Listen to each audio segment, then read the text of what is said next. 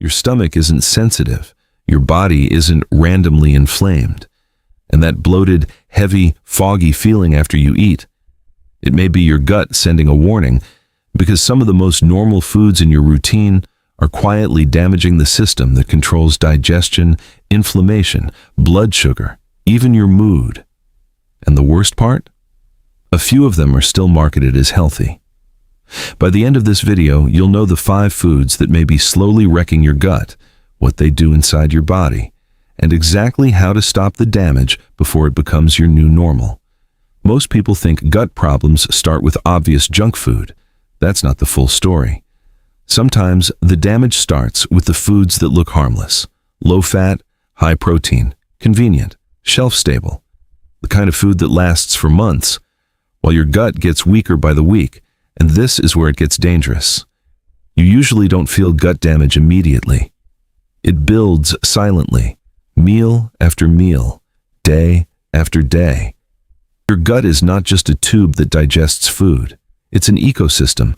Inside, you live trillions of microbes helping break down fiber, produce useful compounds, train your immune system, and support the barrier that keeps harmful substances where they belong, inside the gut, not inside your bloodstream. A fiber-rich, minimally processed diet tends to support that system, while more ultra-processed, low-fiber eating patterns can work against it. Think of your gut like a high-security border. You have protective mucus, tightly sealed cells, good bacteria acting like guards, and chemical signals constantly deciding what gets through and what gets blocked. But when the wrong foods show up repeatedly, the guards weaken, the mucus layer thins, the seal loosens, and your body starts reacting to things it was never supposed to deal with. This is the part no one tells you. Gut damage doesn't always begin with infection. Sometimes it begins with breakfast. Here's the simple version. Healthy gut bacteria love fiber.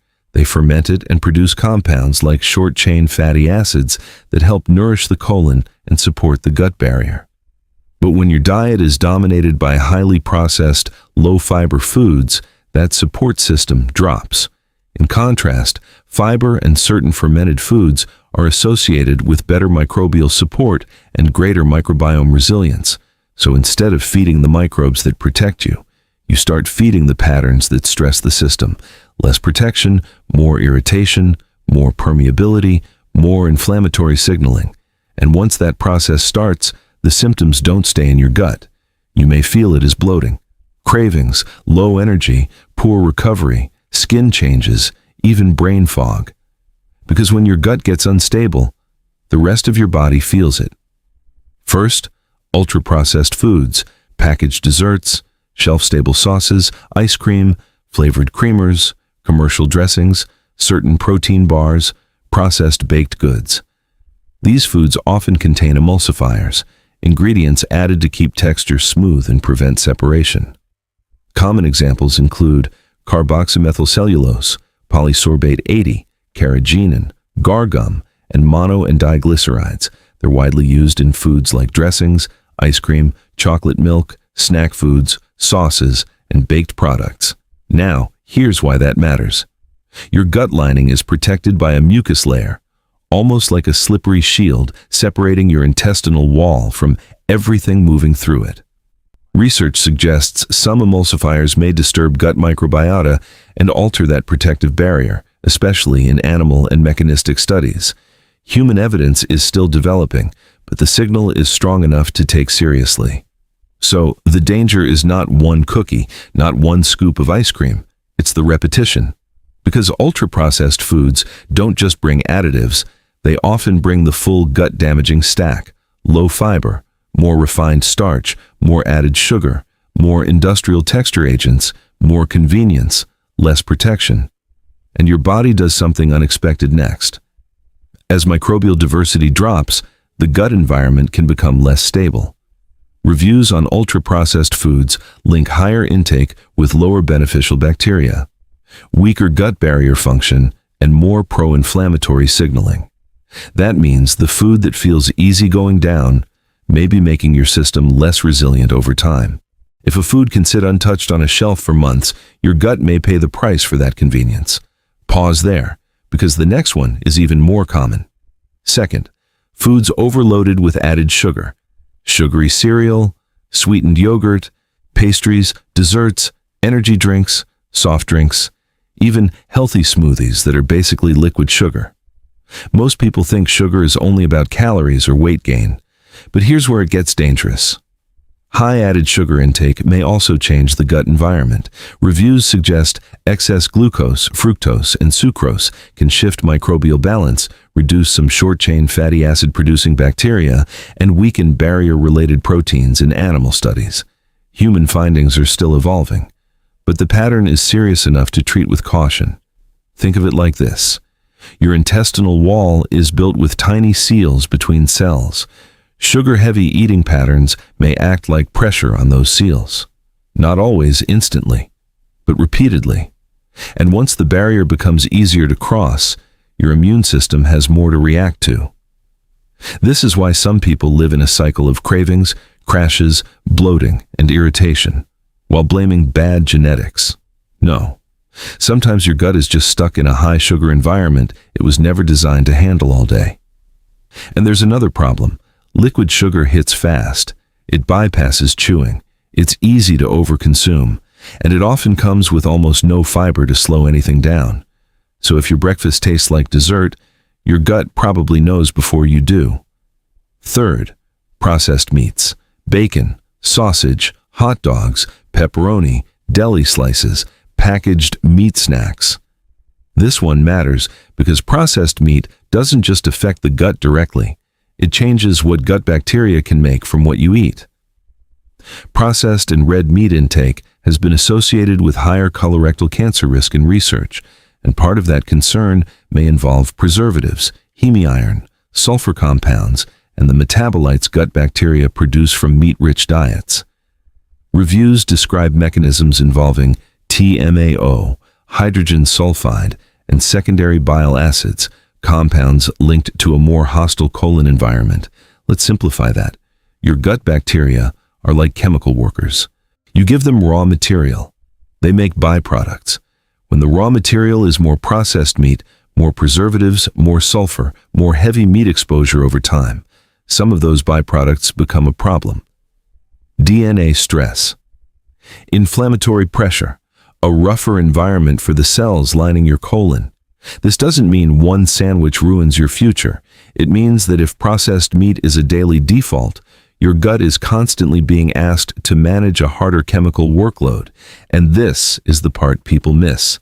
It's not only what processed meat adds, it's what it often replaces: beans, whole grains, vegetables, fiber, the very things your good microbes actually want. So, when your meals become more preserved and less alive, your gut becomes less resilient.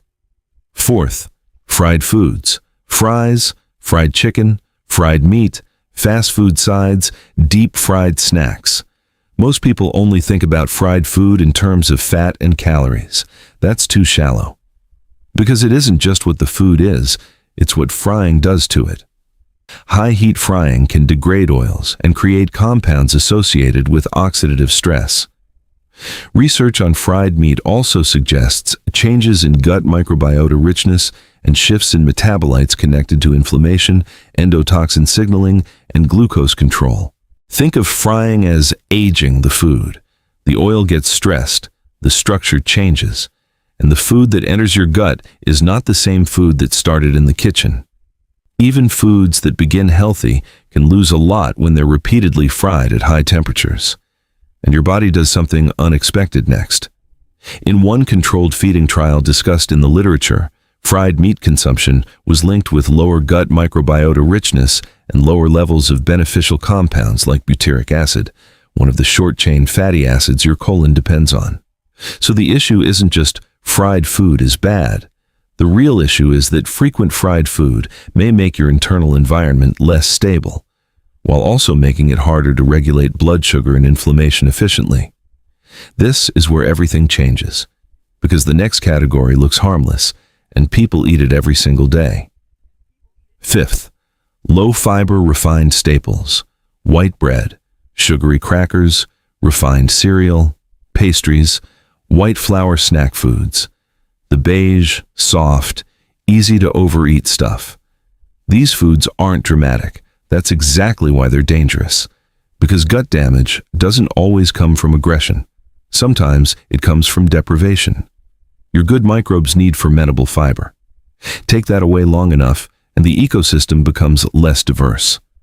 Higher refined grain intake has been associated with lower microbial alpha diversity, while whole grains and dietary fiber are linked to gut microbiome patterns that support fiber-fermenting bacteria. So this category harms your gut in a quieter way, not by punching the wall, by starving the protectors. Less fiber means less fuel for the bacteria that help produce protective compounds, and over time, a low-fiber pattern may leave your gut less adaptable and less defended. This is why someone can avoid junk food and still have poor gut health, because their diet is clean-looking but fiber-empty. And if that's your pattern, don't panic, because now you can fix it. So what do you actually do? Not a detox, not a 3-day cleanse, not a probiotic shopping spree. You rebuild the system step by step. Step 1. Remove the daily offenders first. For the next 7 days, don't try to eat perfectly. Just identify the 1 or 2 gut-aggravating foods you eat most often. Maybe it's sweetened yogurt every morning. Maybe it's deli meat at lunch. Maybe it's fried takeout at night. Maybe it's packaged snacks with a 6-line ingredient list you can barely pronounce. Frequency matters more than intensity. One bad meal is noise. A bad default is a pattern. Step 2.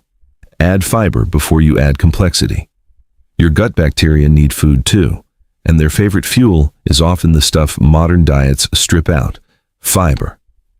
Start with 1 to 2 additions per day: beans, oats, barley, lentils, fruit, vegetables, onions, garlic, asparagus, bananas, whole grains.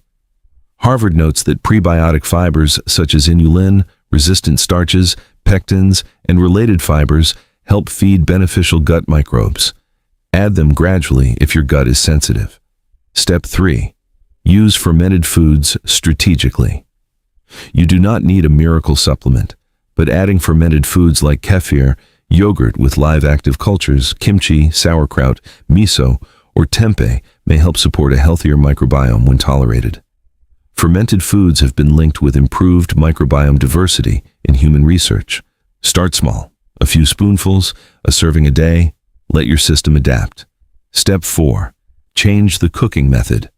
Not every fix is about ingredients. Sometimes you keep the food and change the damage. Bake instead of fry. Grill less aggressively. Steam more. Roast smarter. Use less repeated high-heat oil exposure, because how you cook can change what your gut has to deal with. Step 5.